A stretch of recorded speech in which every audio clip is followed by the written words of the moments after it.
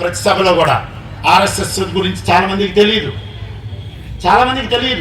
తెలిసిన వాళ్ళు చాలా తక్కువ మందే. ఇంకా మన దేశంలో తెలుసుకోవాల్సినటువంటి 40 లక్షల మంది కార్యకర్తలు ఉన్నారు. కనీసం కొంత తెలిస్తే ఒక 25 కోట్ల మందికో 50 కోట్ల మందికి కూడా తెలిసినా 50 కోట్ల మందికి ఇంకా ఆర్ఎస్ఎస్ అంటే తెలియదు. కానీ ఈరోజు తెలుసుకోవాల్సిన సమయం వచ్చింది. ఆర్ఎస్ఎస్ ఏమి చేసిందని మిమ్మల్ని ఎవరైనా ఏదైనా ప్రశ్న వేస్తే ఏం చెప్పాలో తెలుసా మీ అందరికీ? ఒక్కటే మాట చెప్పండి. శ్రీకృష్ణ పరమాత్మ గీతోపదేశం ఏం చేశాడంటే ఏడుస్తూ చతికిలబడినటువంటి అర్జునుడి చేత మొత్తం అక్షౌహిణీల సైన్యాన్ని ఖండించి విజయభేరిని మోగించాడు శ్రీకృష్ణ పరమాత్మ. అది ఆయన ఉపదేశంలో ఉండేటువంటి తాకత్, బలం. అదేవిధంగా ఆర్ఎస్ఎస్ ఏం చేసింది అని మిమ్మల్ని ఎవరైనా అడిగితే అయ్యా మాకు 1,00,000 తెలియదు, కానీ ప్రపంచ దేశాలలో తలెత్తుకొని తిరిగేటట్లుగా తలపగలు పట్టినటువంటి ప్రపంచ దేశ అధినేతల తలలన్నీ కిందికి దించేటట్లుగా చెయ్యగలిగినటువంటి మా భారత ప్రధాని మాన్యశ్రీ నరేంద్ర మోడీని తయారు చేసినటువంటిది మా ఆర్ఎస్ఎస్ అని ఒక మాటలో చెప్పుకోవాలి. సమాధానం చాలు. అర్థమైంది కదండి? ఇట్లా ఉంటుంది.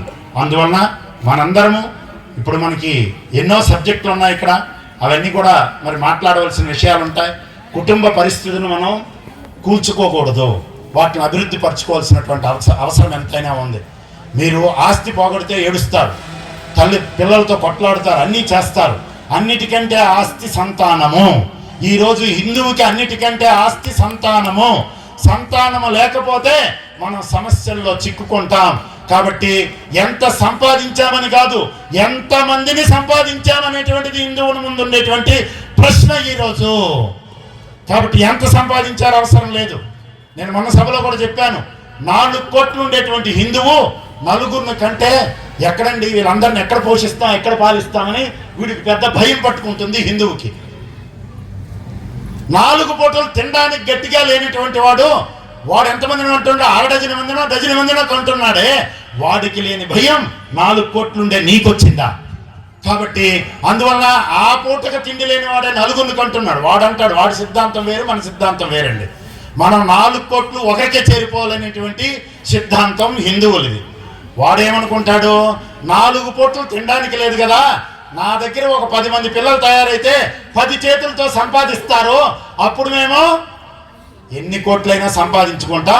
అదే కాకుండా పిల్లలు లేనటువంటి హిందువుల యొక్క సంపాదనలన్నీ మా పిల్లలే ఆక్రమించుకొని తలా ఒక ఇంట్లో చేరిపోతారు, మేమే సామ్రాజ్యం వెళ్తామని వాళ్ళు ఫిక్స్ అయిపోయారు. కాబట్టి ఇప్పుడు ఎవరు మూర్ఖులో ఆలోచించండి, ఎవరికి దూరదృష్టి ఉందో ఆలోచించండి. అందువలన వాళ్ళని నిందించద్దు. వాళ్ళని నిందించడం మన విషయం కాదు.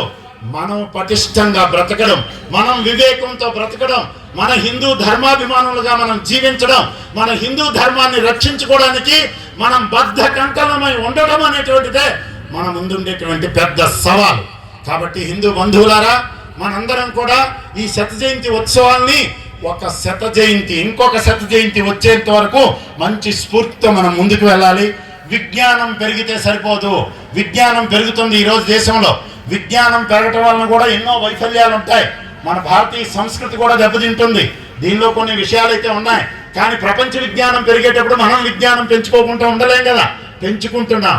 కానీ మన ఆధ్యాత్మిక విజ్ఞానం, మన ధార్మిక విజ్ఞానం, మన భారతీయ వైజ్ఞానికత, మన భారతీయ సంస్కృతి సాంప్రదాయాలు, వీటిని కూడా మనం పెంచుకుంటూ వెళ్ళకుండా జై హనుమాన్ జ్ఞాన గుణ సాగర జై కపీశ తిగులో కౌజాగర రామదూత